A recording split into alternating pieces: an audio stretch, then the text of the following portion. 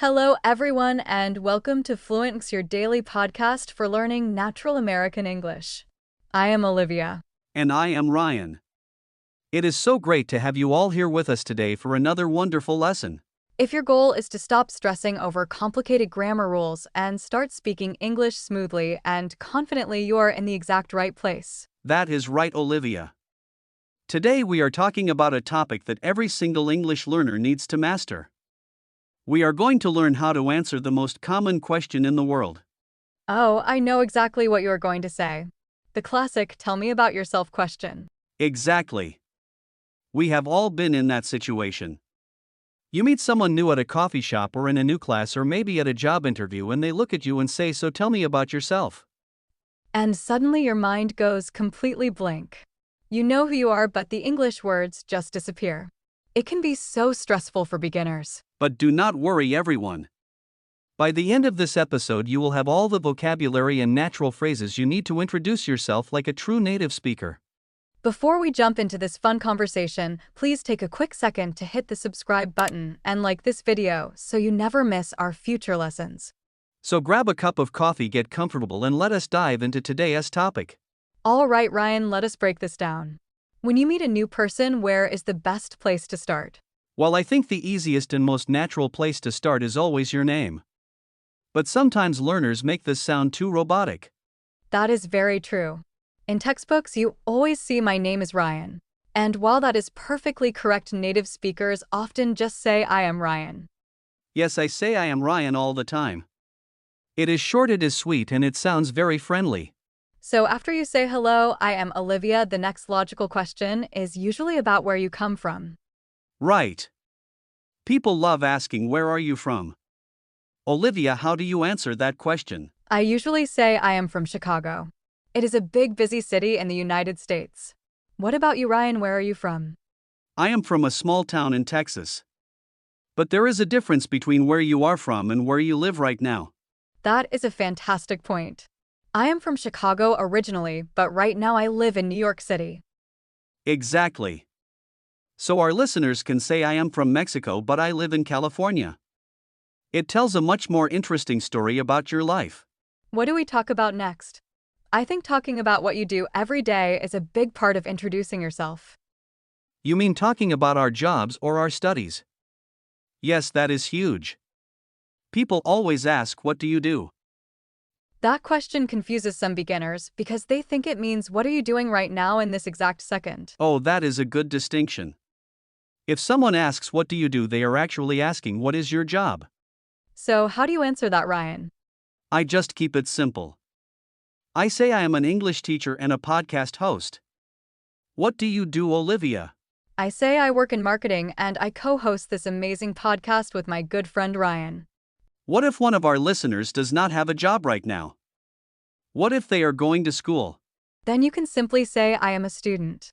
And if you want to add more detail, you can say I study business or I am a medical student. I love that. It keeps the conversation moving. Now, once we get past the basic facts like our names, hometowns, and jobs, what is a good topic to make a deeper connection? Family is always a wonderful topic. People love talking about their families. They really do. But you do not have to list every single cousin and uncle. Just keep it to your immediate family. Right. You might say I have one older brother and two younger sisters. Or you could say I come from a big family. What if someone does not have any brothers or sisters? Then you can use the phrase I am an only child. That means you are the only baby your parents had. I actually have one older sister. She is a graphic designer. Do you have any brothers or sisters, Olivia? I have a younger brother. He is still in college studying computer science. We are very close. Speaking of family, we cannot forget about pets. Pets are basically family members for a lot of people in America. Oh, absolutely. Asking someone if they have any pets is the best way to make a new friend. I agree completely. I have a golden retriever named Buster. He is very energetic and loves to run in the park. Do you have any pets, Olivia? I am definitely a cat person. I have a small black cat named Luna. She is very lazy and just sleeps on my laptop all day. That is hilarious. So we have covered names, locations, jobs, family, and pets. What is next on the list? Next, we should talk about the things we like. Our hobbies and our favorite things. This is where your true personality really shines. Hobbies are the things you do for fun in your free time. I know you have a lot of hobbies, Olivia. What do you like to do on the weekends? In my free time, I love to read mystery novels, and I really enjoy baking. I bake chocolate chip cookies almost every Sunday. That explains why you always bring cookies to the studio. I am not complaining at all. What about you, Ryan? What do you enjoy doing when you are not working? I am a very outdoorsy person. I love hiking in the mountains and playing basketball with my friends. So, for our listeners, you can use phrases like I love to or I enjoy. I love to cook or I enjoy playing video games. Another great thing to mention is your favorite food. Food brings everybody together. It really does. If you say my favorite food is pizza, the other person will probably say, oh my gosh, I love pizza too. My absolute favorite food is a classic American cheeseburger with French fries. I could eat it every single day. What is yours? I am obsessed with sushi. I love going to Japanese restaurants and trying different kinds of sushi rolls. Now here is a fun twist. What if we talk about things we do not like? Is it okay to mention dislikes when introducing yourself? Yes, it is actually a great way to show a little bit of humor. You do not want to be overly negative, but a small dislike can be very funny. Like saying I love to travel but I really hate waking up early for morning flights. Exactly. Or you could say I like almost all food, but I really do not like spicy peppers. I personally do not like sitting in heavy traffic. It drives me crazy. Nobody likes traffic, Ryan. So you see, introducing yourself is not just reading a list of facts. It is painting a picture of who you are. You give a little piece of information and the other person gives a little piece back. It is a natural exchange. You could say, hi, I am Olivia. I am from Chicago. I work in marketing and I have a lazy cat named Luna. That is a perfect short introduction. It gives me so many things to ask you about. I can ask about Chicago or your marketing job or your cat. And that is exactly how real conversations start. That was a brilliant conversation, Olivia. I think it is time to highlight some of the most useful vocabulary from our chat. I am so ready. It is time for pocket words. Pocket words are high-value words that you can put right into your pocket and carry with you into real conversations. Our first pocket word today is hometown.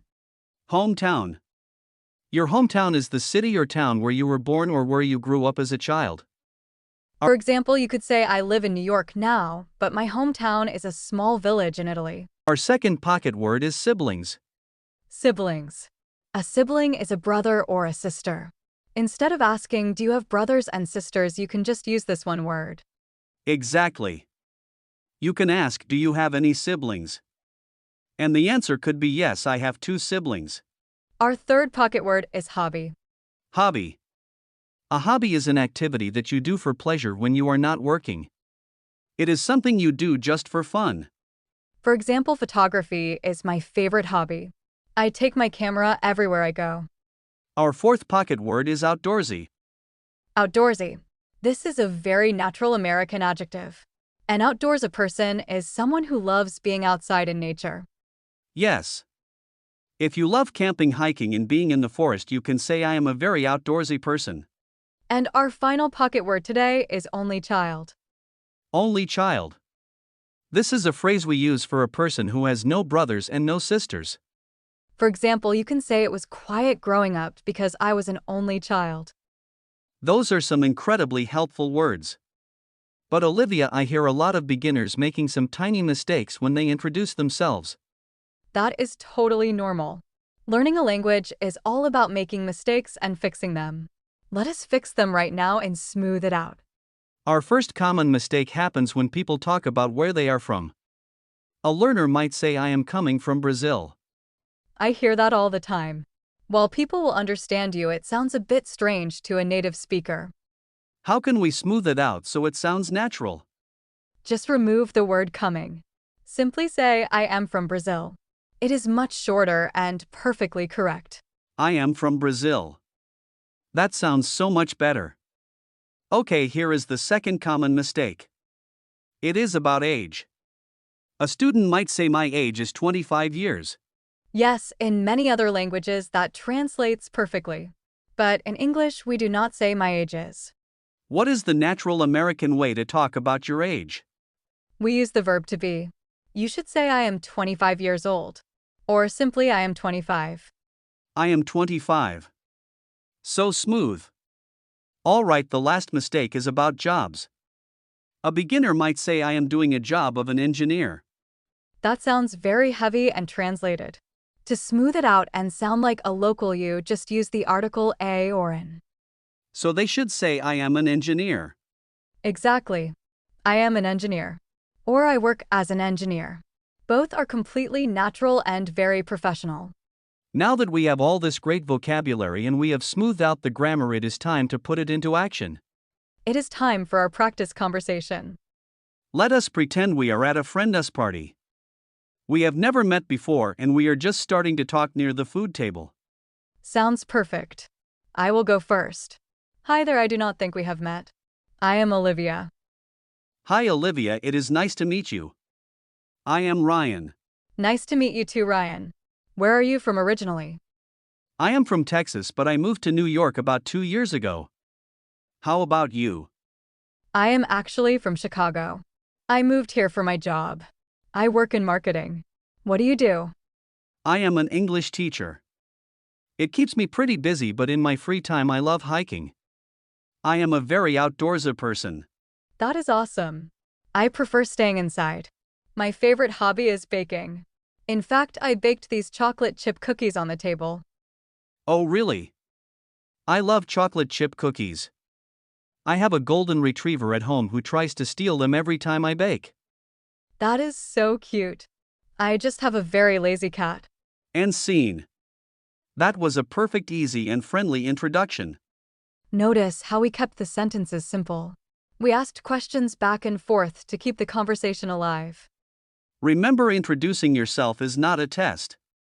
It is just an invitation to share a little bit about who you are and to learn about someone else. So take a deep breath, smile, and use the phrases you learned today. You are going to do great. Before we say goodbye, it is time for our question of the day. We want to meet all of our amazing listeners. Yes. Go to the comments section right now and introduce yourself in English. Tell us your name, where you're from, and what your favorite hobby is. We read every single comment and we cannot wait to learn more about you. Thank you so much for hanging out with us today. If you enjoyed this lesson, please hit the subscribe button and give this video a thumbs up. It helps us bring more free English lessons to you every single week. Keep practicing, stay confident, and we will see you next time.